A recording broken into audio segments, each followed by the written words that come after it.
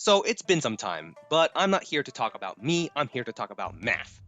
Today I'm looking at something that's actually a bit weird. Again, like most of my videos. But this one is actually quite hard to quantify, so we're going to arrive at a bit of a multi-ended conclusion. So if you haven't read the title of the video or looked at the thumbnail in any investigative manner, today I'm going to quantify which Anemo support character is actually the best. Now, this does come with some really hard questions with painfully few answers. First, what kind of metric are we using to determine the best Anemo support? After all, there are multiple different needs that supports can fill in overall. There are damage support characters who boost the damage dealt by DPS characters, like Bennett. Then there are defensive support characters that mitigate damage received, which would include any of the healers or shielders. And then there are utility support characters that do both through interactions with enemies, mainly the Anemo characters that can suck up enemies. The major problem comes when we realize that most characters fit into multiple niches. So then, how do we determine who is best? For that, I'm going to do a comprehensive analysis of each Anemo character's support capabilities and then just kind of compare them to each other within each category. That being said, let's go over our relatively short list of Anemo supports. First, we have the Traveler. They're the first character you ever get to play, and their first element is, of course, Anemo. They have decent CC, and all Anemo characters can apply Resistance Dread through Viridescent Venerer, but I'm going to get into details later, given that not all Anemo characters will actually run Viridescent. Next, we have Jean, and she's actually quite difficult to play. She can heal, she has good CC, and of course, Viridescent, so she's kind of got everything. But how much of everything? After Jean, we have the god of Anemo, Venti, who, prior to Inazuma being released in patch 2.1, was quite literally the strongest character in the game because of his prodigious CC. Things have since changed, but is it enough to take the crown from Venti? I'm going to be honest and say before doing any of the math, probably yeah. But we can't forget about Sucrose either, whose CC isn't quite as strong as the others, but whose damage bonus via her passives can be quite significant. And finally, we have the two Inazuman Anemo supports, Kazuha, a powerful DPS booster and CC unit, and Sayu, a dedicated healer and overall overworld explorer. So that's great and all, we've listed out all the Anemo supports, but we need to determine our metrics here still. For damage supporting, it's quite simple. I'll just quantify the total extra damage that each character will add while off-field, since having them deal damage while on-field is a DPS loss compared to having your main DPS out. For mitigating, since none of the Anemo characters can shield, I'll just look at how much they can heal, and then we're going to consider if their healing is off-field or on-field. The best character would ideally have the highest heals per second while being off-field, but if they have a really high on-field heal, I'll consider that too. The hard part comes when we try to quantify the usefulness of CC. Now, if you're not an avid gamer or just haven't played specific genre of games before, you may have been asking yourself what CC actually is. Well, it stands for crowd control, which is any effect that causes an enemy to have difficulty in moving. For Genshin, this really only includes being airborne, staggered, frozen, or petrified, though the latter two require Hydro and Cryo or Zhongli. So how do we actually quantify this? Well, let's first lay out how CC works in Genshin. While there is weight data on most enemies, which are classified into 9 groups, they also have a few inconsistencies due to certain interactions and mechanics built in. As you can see, Child Phase 1 and 2 has the same weight as a Minotaur. That doesn't really make sense, seeing that Child can't be moved by any CC, and that's only because Child is a boss, and he has inbuilt interruption resistance. He just cannot be CC'd, they won't let you. But other than those couple of outliers, everything more or less follows this weight chart. Thus, there are two things here that CC can be measured by: the strength of the CC and the length of the CC. CC that can affect more enemies gives it greater versatility, and longer CC means you have a larger window to deal damage with no interruptions, or at the very least, hit more enemies per attack. This means we do have to consider AoEs though, and that kind of comes with its own problems. Every ability in Genshin has an AoE, or area of effect, and they're all different sizes for the most part. The problem comes from the fact that it's almost impossible to tell where an AoE begins and ends, especially for Anemo abilities, because they can drag enemies into them from quite some distance away that seems to be outside of their visual indicators. Like enemy weights though, there is data on the rough radius of each CC ability. However, this data is, again, incredibly rough, and it's also unfortunately incomplete. Luckily, I do own all the Anemo characters that have CC, so I can give rough estimates of their range. It's not going to be exact though. So now we've got all the pieces for measuring CC ability, and to make things fair and account for varied situations, I'm going to have two sub-criteria under CC, which are CC time and max CC. Both CCs will be calculated in the same way by multiplying three things together: the range of CC in meters, the length of time in seconds, and the strength of the CC in kilograms. However, CC time will prioritize the longest CC, while max CC will prioritize strength of CC. This may feel arbitrary, but there are actually a couple characters, I think, that will have a difference between CC time and max CC. As a note, I want to state that staggers, which occur as a result of dealing sufficient poise damage over time, will be assumed to last for about half a second. If you don't know what a stagger is, it's when you hit an enemy enough times that they stagger backwards. That's what it is. So, let's start from the first character, Traveler. Traveler's kit is pretty lackluster in pretty much all regards. In terms of enhancing damage, the only viability that Traveler has is the usage of Viridescent Venerer, like most of the other Anemo units. But the question is how often can they apply the resistance shred? Well, with a cooldown of at most 6 seconds for their skill and a 10-second lasting resistance shred, the answer is functionally forever. However, this is marred by the fact that the Traveler has to be on field for quite some time. And defensive capabilities? Nope, they can't heal, they can't shield, they have nothing defensive here. Unless you count their self-healing, which I think is given on a constellation, but I'm not going to count that because it doesn't support, it only heals themselves. Finally, CC capabilities? It's weird. Traveler's skill and burst both have CC, but neither are really ideal. While it is true that Traveler's skill deals decent poise damage, which again is the ability to stagger enemies, it only has a range of 5 meters, roughly, it might be less, and it can only be held for a total time of 1.5 seconds. It does, however, affect up to 150 kilograms of weight because of that sheer amount of poise damage. In terms of actually dragging enemies around, though, it only affects up to like 100 kilograms of weight. Their burst lasts for 6 seconds and has a weight limit of about 100 kilograms as well. And according to the data, it has a range of 5 meters, but the burst does move. When you use it, it'll just go in a straight line, which technically makes it worse because it moves away from you.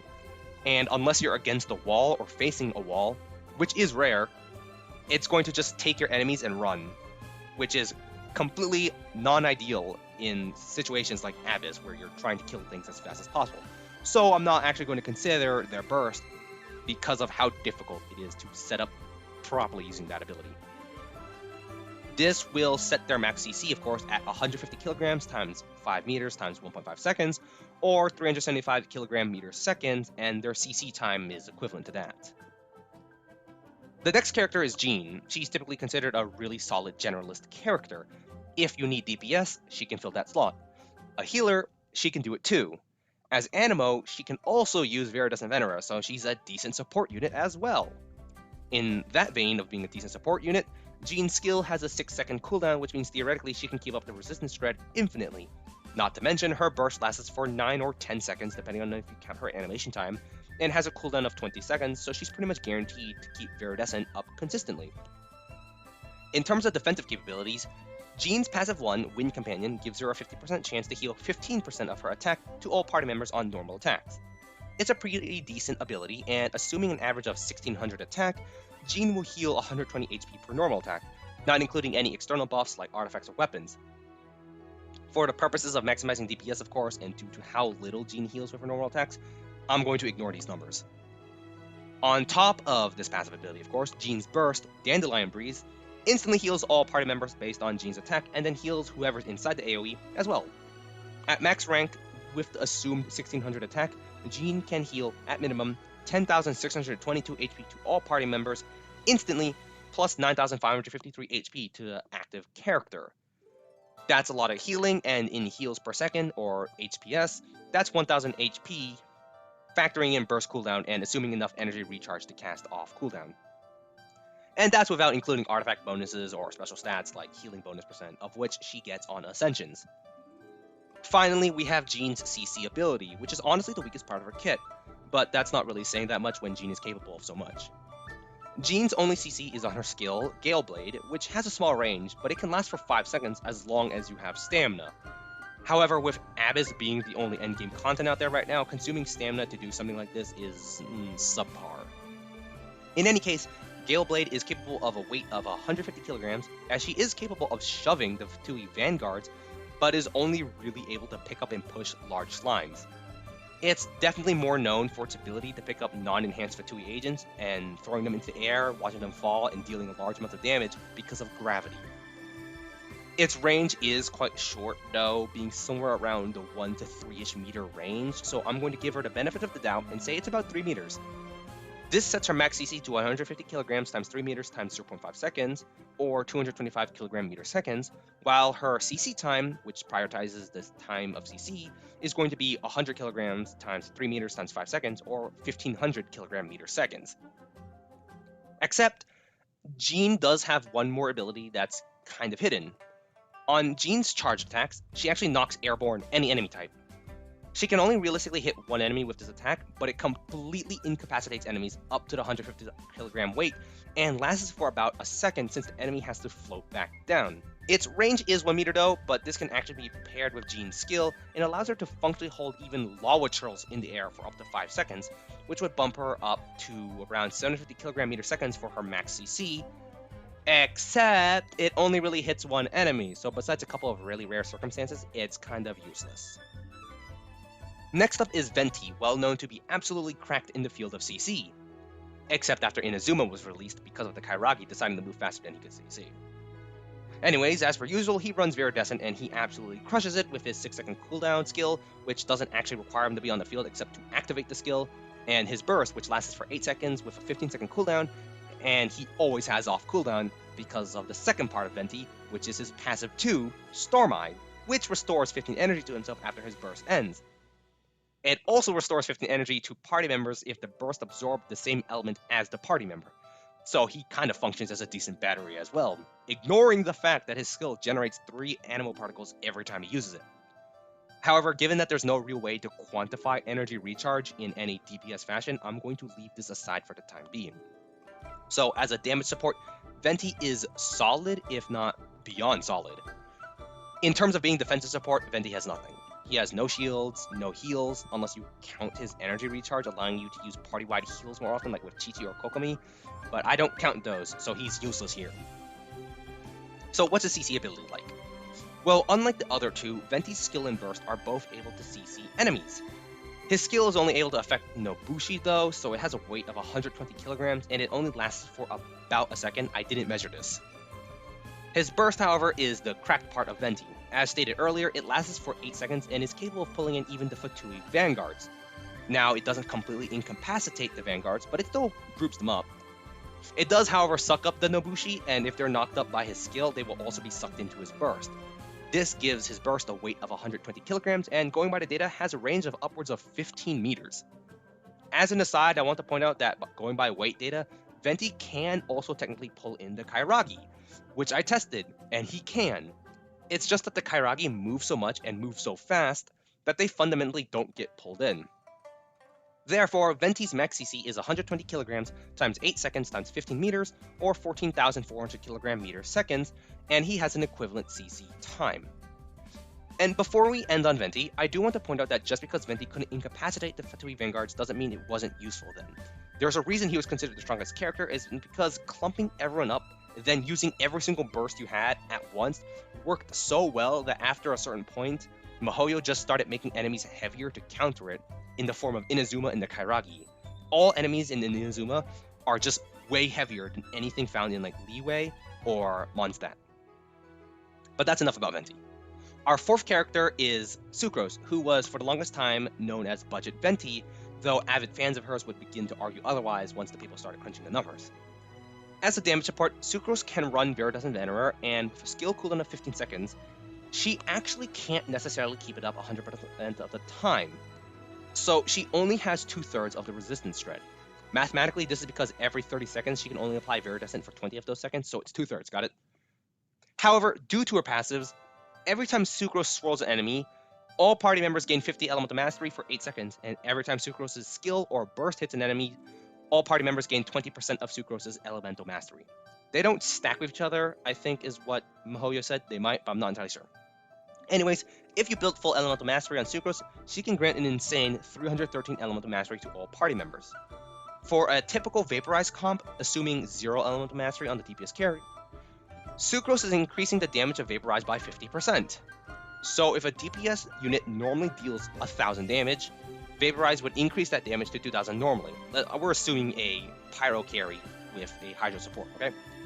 But with the extra Elemental Mastery, it would actually deal 2500 damage instead. So the total damage increase is somewhere around the 1.25 or 125% damage range. And if you can't kill your enemy in the 8 seconds where your Elemental Mastery has increased by 313 and Viridescent is active, your DPS needs to be upgraded. In terms of being a defensive support though, Sucrose has nothing. She doesn't have heals, no shields, and this is kind of one of the reasons why she seems like a budget Venti. And now for her CC abilities. Sucrose's skill, A-Stable Anemo Hypostasis Creation 6308, is about 5 meters in radius with a weight of 120 kilograms and lasts for half a second. Her burst, Forbidden Creation Isomer 75 Type 2, is roughly 15 meters in radius with a weight of 120 kilograms and lasts for 6 seconds. Putting this all together, Sucrose has a max CC of 120 kilograms times 6 seconds times 15 meters, or 10,800 kilogram meter seconds. This is the same for her CC time because the weight is exactly the same. So essentially, Sucrose does what Venti does in terms of CC, but a little bit less. What makes Sucrose shine is more of her damage supporting capabilities than her CC, since for those 6 seconds of CC, your team will be incredibly buffed and should be able to obliterate everyone in your way, assuming you're playing the game quote-unquote correctly. Now for the last of the CC Anemo supports. The up and no longer coming because I took too long to make this video, Kaedehara Kazuha. Like Jean, he's a decent all-rounder unit in most aspects. In terms of damage supporting specifically, Kazuha's passive 2 will grant 0.04% elemental damage per point of elemental mastery of the swirled element of his skill after being used to his entire party. In simpler terms, whatever element his skill swirls will give a huge elemental damage boost of the same type to his party. But by how much? Well, Kazuha at level 90 has 115.2 EM. Having a full set of EM artifact stats adds an additional 792.6 for a total of 907.8 EM. Add in something like Iron Sting with a max 165 EM, and you end up with a total 1072.8 elemental mastery. Using Kazuha's skill will therefore increase party elemental damage by 42.912% additively. Now, this sounds amazing if not for a couple caveats. First, most elemental damage focused units will already have at least an elemental damage goblet, which can go up to 46.6%. This means that with a maxed out EM Kazuha, or at least near max, the total extra elemental damage will be 89.512%, assuming the DPS unit doesn't have any other sources of elemental damage like on Ascensions or weapon passives. So this is actually the best case scenario to avoid diminishing returns. Assuming again that a unit does 1000 damage, in this case we're going to assume it's all elemental damage, without Kazuha they would deal a total of 1466 damage. But with Kazuha they would deal 1895.12 damage. If you divide those two by each other, this is equivalent to a 1.2927 or 129.27% damage increase. Tack on Viridescent Venerer and you've got yourself an additional multiplicative 10% damage boost. But that's enough of Kazuha's damage supporting capabilities. He's got no defensive supportive capabilities, so I'm going to skip that. In terms of CC, Kazuha actually is decently weak, in a sense. His skill, Chihayaburu, will stagger pretty much any enemy and can even lift up some of the lighter enemies, but it's all relatively short. His burst, Kazuha Slash, doesn't have any CC attached, so I'm not going to touch on that. So, using his skill, we find that his max CC is about 150 kilograms because it can stagger pretty much any enemy, and it has a range of about 10 meters if you use the held version of the skill, according to the data, and a time of about 0.5 seconds of actual CC. So multiply all three together and you get 750 kilogram meter seconds. His CC time, however, is 100 kilograms because he only lifts up about the 100 kilogram weight mark, times that 10 meters times about 4.5 seconds, which I did measure in game, for a total 4,500 kilogram meter seconds. And that's about it for Kazuha. For the last entry into the list of Anemo supports, we have Sayu the Hedgehog. Luckily, it's very simple to calculate things for Sayu because she has no CC ability or damage supporting capabilities. I say no damage supporting capabilities because despite the fact that Sayu can run Viridescent Venerer, she probably won't. Chances are she's going to be running something like Maiden's Beloved or Ocean Hued Clam, so she can maximize her healing. Besides that, she doesn't nearly have the cooldowns on her skill or the energy recharge for her burst to easily apply that resistance shred. The only thing Sayu has in terms of supporting is the defensive kind on her burst, Yuhu Art Muchina Flurry, which heals the active character based on Sayu's attack. Assuming 1600 attack like we did with Jean, Sayu will heal 3924.24 HP, immediately followed up by 3400.32 HP over the duration of the burst. If we add the 2 and divide it by the burst cooldown, we get 366.228 heals per second. It's not quite as good as Jean, but I mean, she is a 4-star and she can roll around really fast. However, I do want to add, Sayu's passive 1, Someone More Capable, heals all party members for 300 HP plus 1.2 HP per EM she has every time she causes a swirl reaction, up to once every 2 seconds. This is okay. It does add about 1800 HP over the duration of her burst, which will increase her heals per second to 456.228 at minimum. Though it's hard to quantify this because I'm not too sure about the ideal EM to attack split she should be running to achieve maximum heals per second, or if you even want to achieve maximum heals per second. But yeah, that's it for Sayu. See, that was easy. So let's put everything together in one neat spreadsheet. As you can see here, if you're looking for an Anemo damage support, you should probably run Kazuha with full elemental mastery. He's going to outdamage Sucrose's capabilities by a little under 10%. The exact number is 8.86%, at least based on my numbers. If you don't have Kazuha though, you can very easily make do with Sucrose, and if you've been playing a game for a while and have constellations on Sucrose, it's not impossible for her to even outscale Kazuha, specifically her Constellation 6, which increases all party members' elemental damage of the element absorbed by her burst, so basically a static version of Kazuha's skill and passive 1 combination. If you're looking for an Anemo healer, use Jean. Build full attack and she'll work as a really good hybrid DPS healer, so that you don't lose too much on DPS while she's on the field, and then her passive 1 will actually do something. Sayu can work as an Anemo healer, but she's not quite the best, especially considering other elements healer. It's better to run someone like Bennett or Chi-Chi, where they either have a damage bonus with Bennett, or just have better healing like with Chi-Chi, which means that they can use Ocean Hued Clam in a more productive manner. And finally, if you're looking for someone who's good at CC, you've got some options, and it depends on what you're fighting. Luckily, with Abyss, you can always see what enemies you're going to be fighting, maybe not necessarily how many or what will respond though.